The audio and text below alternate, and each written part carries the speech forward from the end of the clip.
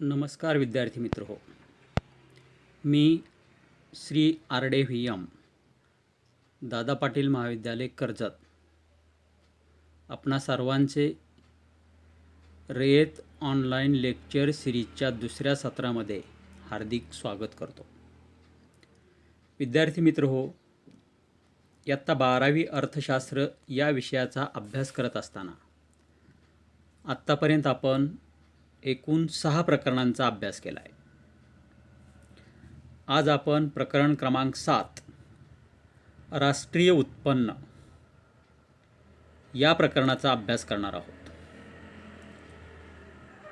मित्र हो, राष्ट्रीय उत्पन्न हा जो टॉपिक आहे, हा टॉपिक दीर्घोत्तरी प्रश्नाच्या दृष्टिकोनातून महत्त्वाचा. या टॉपिकवर 8 मार्कासाठी दीर्घोत्तरी स्वरूपाचा प्रश्न विचारला जाऊ शकतो. त्या दृष्टिकोनातून हा टॉपिक महत्त्वाचा आहे. मित्र हो, पाठीमागच्या तासाला आपण राष्ट्रीय उत्पन्नाच्या व्याख्या आणि राष्ट्रीय उत्पन्नाची वैशिष्ट्ये अभ्यासली आहेत. आज आपण याच टॉपिकमधील राष्ट्रीय उत्पन्नाचा चक्रीय प्रवाह आणि राष्ट्रीय उत्पन्नाच्या वेगवेगळ्या संकल्पना अभ्यासणार आहोत. राष्ट्रीय उत्पन्नाच्या चक्रीय प्रवाहाचा अभ्यास करत असताना राष्ट्रीय उत्पन्न हा स्थूल अर्थशास्त्राचा एक महत्त्वाचा अभ्यास विषय आहे. राष्ट्रीय उत्पन्नाचा चक्रीय प्रवाह ही स्थूल अर्थशास्त्रातील एक मूलभूत संकल्पना आहे. आर्थिक देवाणघेवाणीमध्ये राष्ट्रीय उत्पन्नाचा चक्रीय प्रवाह यामध्ये उत्पादन प्रवाह आणि पैशाच्या प्रवाहाची निर्मिती होते. म्हणजे जे 2 प्रवाह आहेत त्यामध्ये उत्पादन प्रवाह आणि पैशाचा प्रवाह या 2 प्रवाहांची आपणाला माहिती पाहिजे आहे. राष्ट्रीय उत्पन्नाचे चक्रीय प्रवाह अभ्यासत असताना त्याचे 3 प्रकार आहेत. एक, द्विक्षेत्रीय राष्ट्रीय उत्पन्नाचा चक्रीय प्रवाह. द्विक्षेत्रीय म्हणजे काय?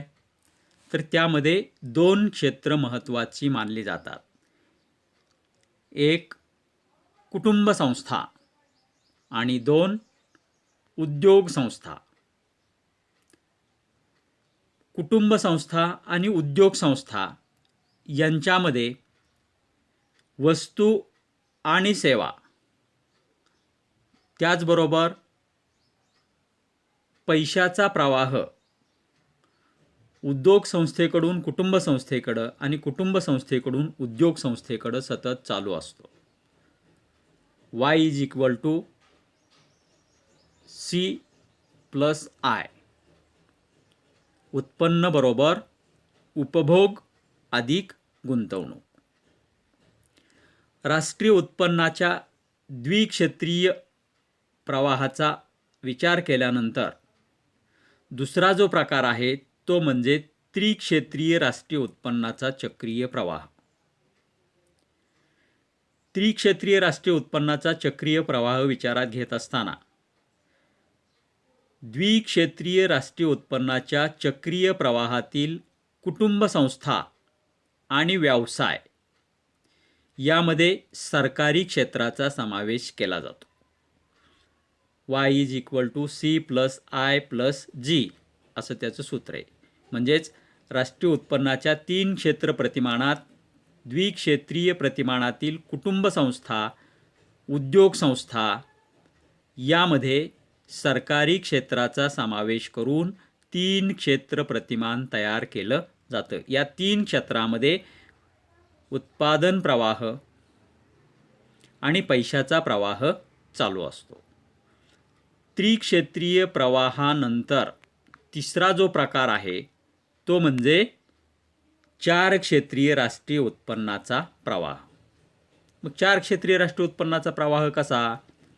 तर 4 क्षेत्रीय राष्ट्रीय उत्पन्नाच्या चक्रीय प्रवाहामध्ये प्रामुख्याने कुटुंब संस्था, व्यवसाय, सरकारी क्षेत्र आणि तिसरं जे क्षेत्र आहे ते म्हणजे परकीय क्षेत्र. यामध्ये प्रामुख्याने Y=C+I+G plus export minus import, निर्यात वजा आयात, याचा समावेश यामध्ये केला जातो.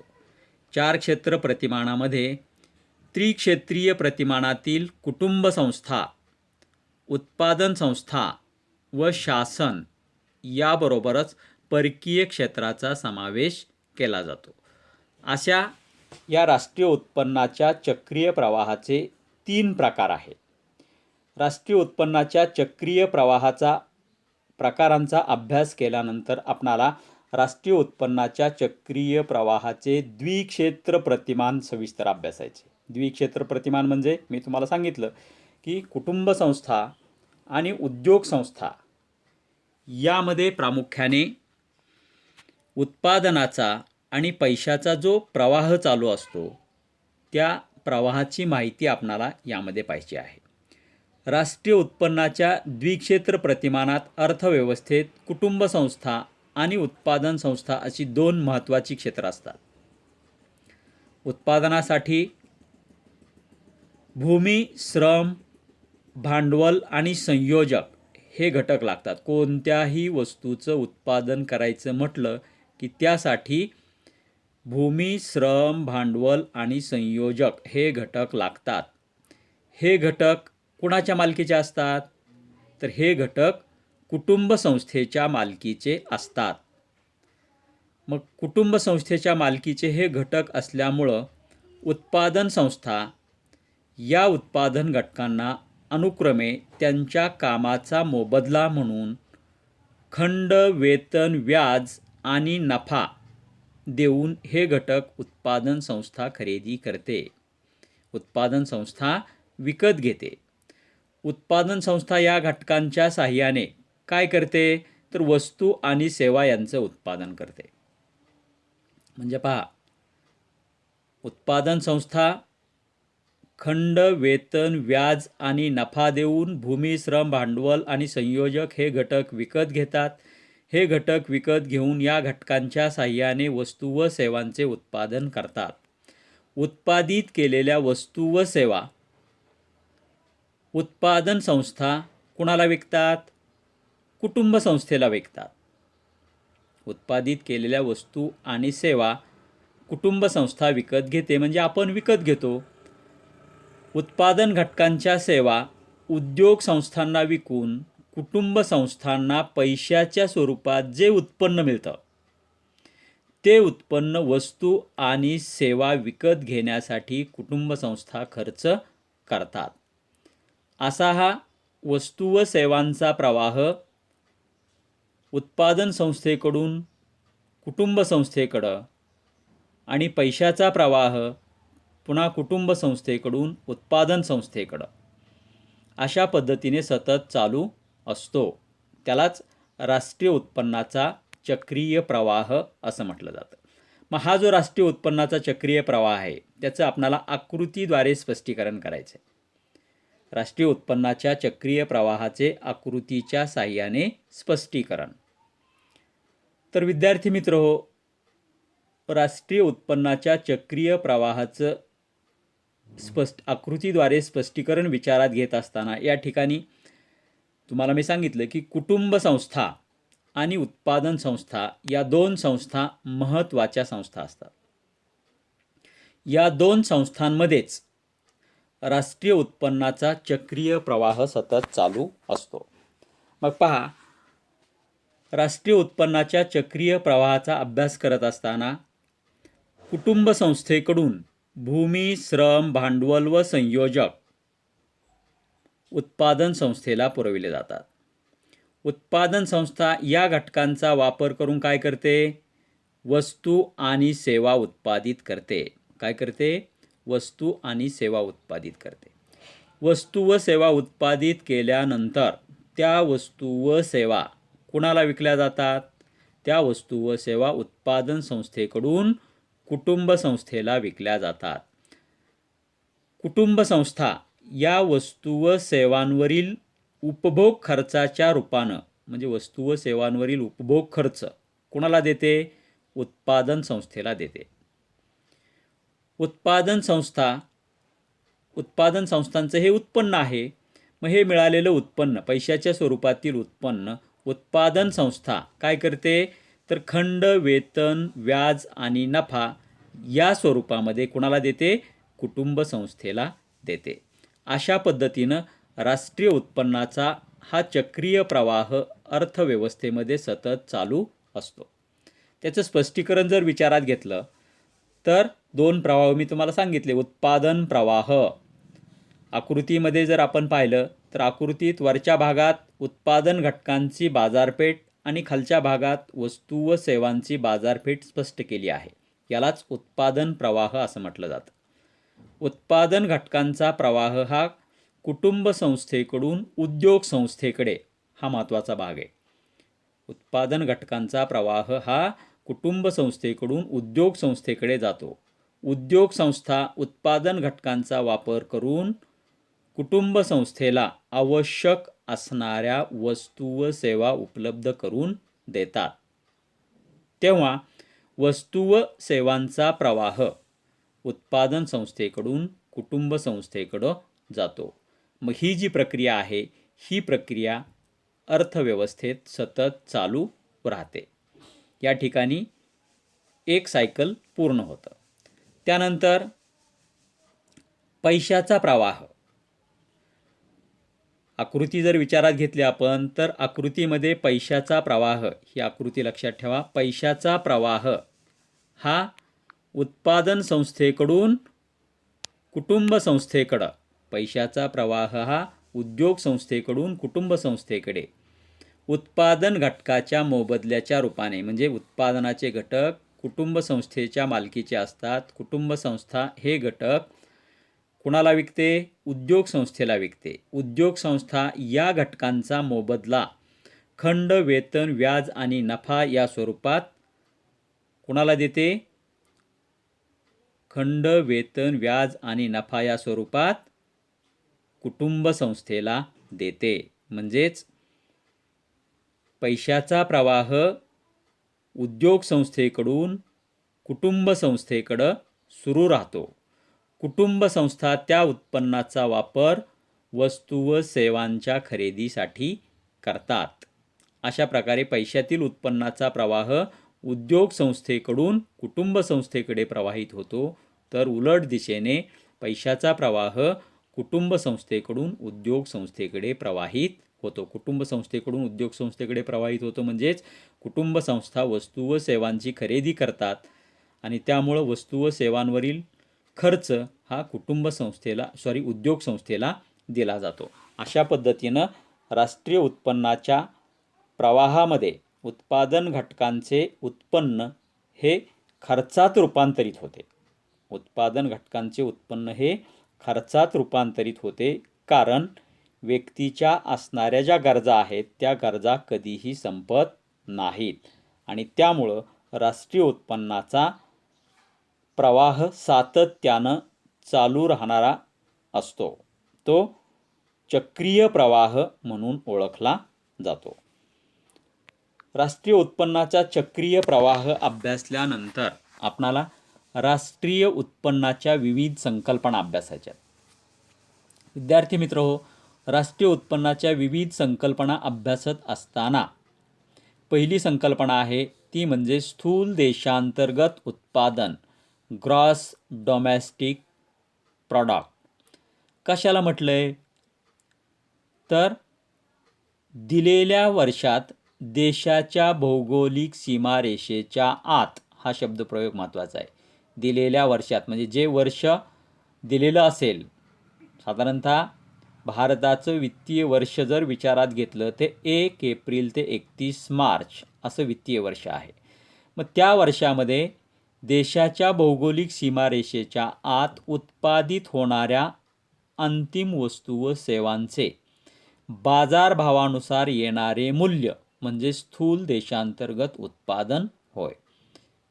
देशाच्या भौगोलिक सीमारेषेच्या आत देशात उत्पादित केल्या जाणाऱ्या अंतिम वस्तू आणि सेवा अंतस्थित वस्तू नाही, मध्यम वस्तू नाही, अंतिम वस्तू. अंतिम वस्तू कशाला म्हटलं जातं? ज्या वस्तूचा आपण प्रत्यक्ष उपभोग घेतो त्या वस्तू म्हणजे अंतिम वस्तू. अशा अंतिम वस्तूंचं व सेवांचं बाजारभावानुसार येणारं जे मूल्य असेल, जी किंमत असेल, ती किंमत म्हणजेच स्थूल देशांतर्गत उत्पादन होय. सूत्ररूपाने ते आपणाला असं सांगता येईल की GDP, gross domestic product, is equal to C+I+G plus export minus import. म्हणजेच स्थूल देशांतर्गत उत्पादन बरोबर उपभोग खर्च अधिक गुंतवणूक खर्च अधिक सरकारी खर्च अधिक निर्यात वजा आयात. निर्यात आयात या संकल्पना तुम्हाला माहीत आहेत. ज्या वस्तूची आपण इतर देशांना निर्यात करतो, इतर देशांना वस्तू विकतो, त्याला निर्यात असं म्हटलं. तर इतर देशातून ज्या वस्तू आपण खरेदी करतो त्याला आयात असं म्हटलं जातं. स्थूल देशांतर्गत उत्पादन ही संकल्पना पाहिल्यानंतर पुढची दुसरी संकल्पना आपणाला पाहिजे ती म्हणजे निव्वळ देशांतर्गत उत्पादन, नेट डोमेस्टिक प्रॉडक्ट. कशाला म्हटलं नेट डोमेस्टिक प्रॉडक्ट? तर देशाच्या भौगोलिक सीमारेषेत एका वर्षाच्या कालावधीत, 1 वर्षाचा कालावधी म्हणजेच भारताचं वित्तीय वर्ष 1 एप्रिल ते 31 मार्च, देशाच्या भौगोलिक सीमारेषेत एका वर्षाच्या कालावधीत उत्पादित केलेल्या सर्व अंतिम वस्तू व सेवांचे बाजारभावानुसार येणारे स्थूल मूल्य म्हणजे निव्वळ देशांतर्गत उत्पादन होय. या निव्वळ देशांतर्गत उत्पादनातून घसारा खर्च वजा केला असता आपणाला स्थूल देशांतर्गत उत्पादनातून ग्रॉस डोमेस्टिक प्रॉडक्ट यामधून घसारा खर्च डेप्रिसिएशन कॉस्ट वजा केली असता आपणाला NDP म्हणजे नेट डोमेस्टिक प्रॉडक्ट उपलब्ध होते. त्याचं जे सूत्र आहे ते म्हणजे निव्वळ देशांतर्गत उत्पादन बरोबर स्थूल देशांतर्गत उत्पादन वजा घसारा खर्च. तिसरी संकल्पना आहे ती म्हणजे एकूण राष्ट्रीय उत्पादन, GNP. महत्त्वाची संकल्पना, त्यालाच स्थूल राष्ट्रीय उत्पादन असंही म्हटलं जातं. Gross national product, GNP. कशाला म्हटलं जातं?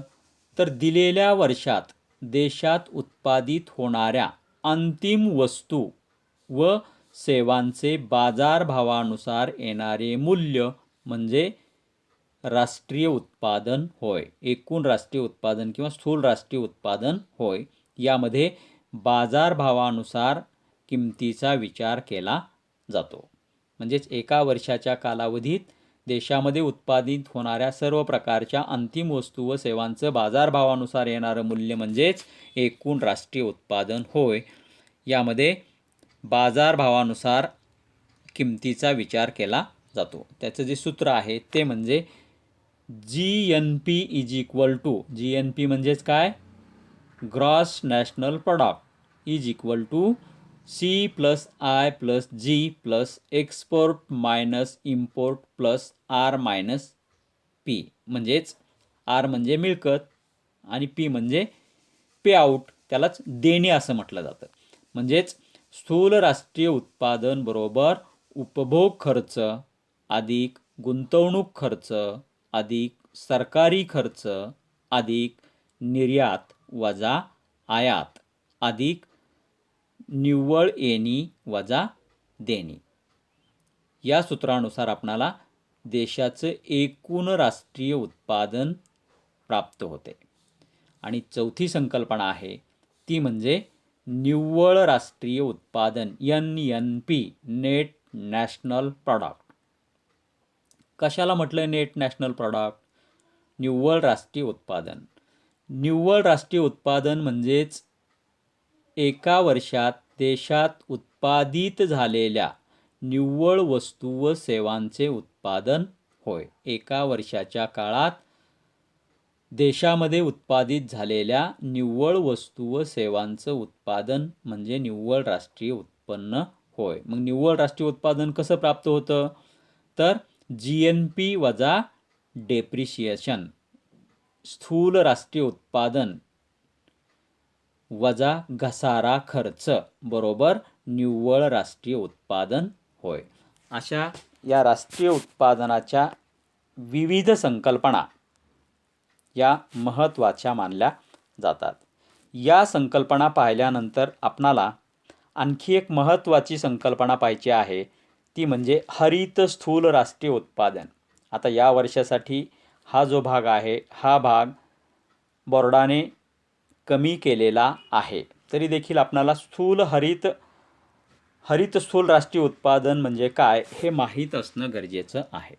हरित स्थूल राष्ट्रीय उत्पादन हे प्रामुख्याने नैसर्गिक पर्यावरणाचा शाश्वत वापर आणि विकासाच्या लाभाचं न्याय वितरण करण्याच्या दृष्टिकोनातून महत्त्वपूर्ण मानलं जातं.